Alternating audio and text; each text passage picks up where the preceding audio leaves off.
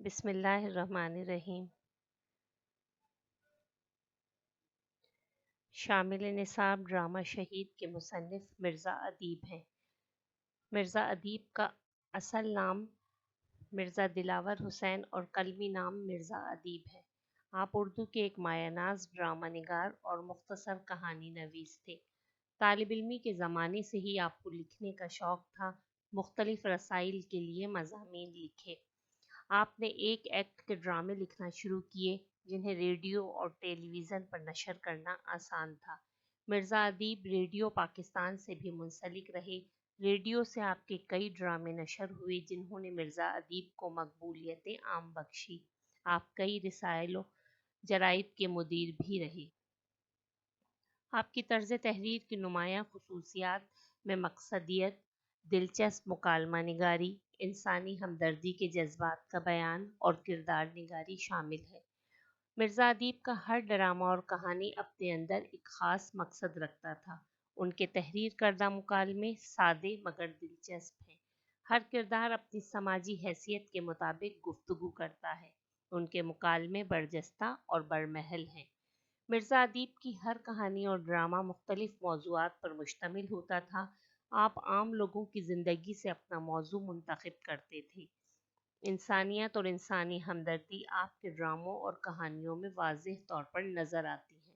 اپنے ہم عصروں کے برعکس مرزا ادیب اپنی تحریروں میں کرداروں کے بجائے واقعات پر زیادہ توجہ دیتے ہیں۔ آپ کی اہم تصانیف میں جنگل، کمبل، خاک نشین، ناخن کا قرض اور مٹی کا دیا وغیرہ شامل ہیں۔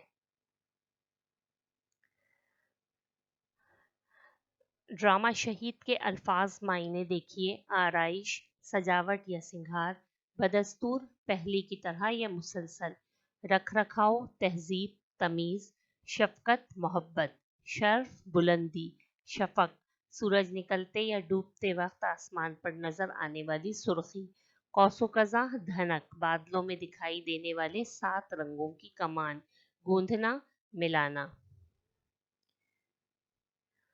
ڈرامہ شہید کے مرکزی خیال میں مصنف مرزا ادیب نے شہادت کی اہمیت پر روشنی ڈالی ہے اور حب الوطنی کا پیغام دیا ہے۔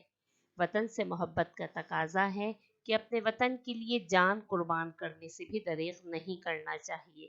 وطن کی خاطر جان دینا شہادت کے زمرے میں آتا ہے، اور یہ سعادت ہر کسی کو نصیب نہیں ہوتی، صرف خوش قسمت لوگوں کو یہ اعزاز ملتا ہے۔ شہید کبھی مرا نہیں کرتے، وہ ہمیشہ زندہ رہتے ہیں۔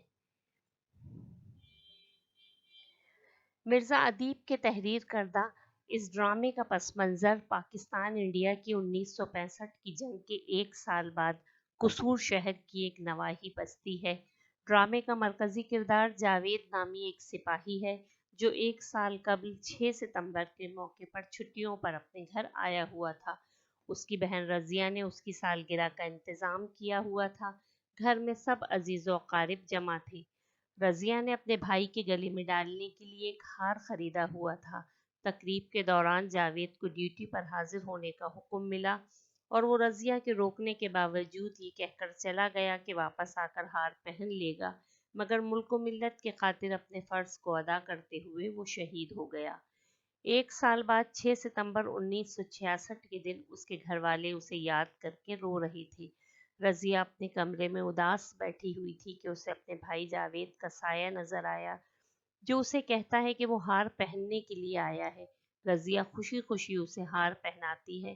اس کے بعد وہ رضیہ کے روکنے کے باوجود چلا جاتا ہے۔ وہ زور زور سے اسے پکارتی ہے۔ اس کی آواز سن کر سب گھر والے اور ان کی پڑوسن شاداں اس کے کمرے میں آ جاتے ہیں۔ رضیہ ان کو بتاتی ہے کہ بھائی ابھی آئے تھے اور میں نے ان کے گلے میں ہار بھی ڈالا تھا۔ باپ سمجھاتا ہے کہ جانے والے کبھی لوٹ کر نہیں آتے۔ اتنے میں شاداں زمین پر گرا ہوا ہار اٹھاتی ہے تو چیخ مارتی ہے اور کہتی ہے کہ ہار پر خون لگا ہوا ہے۔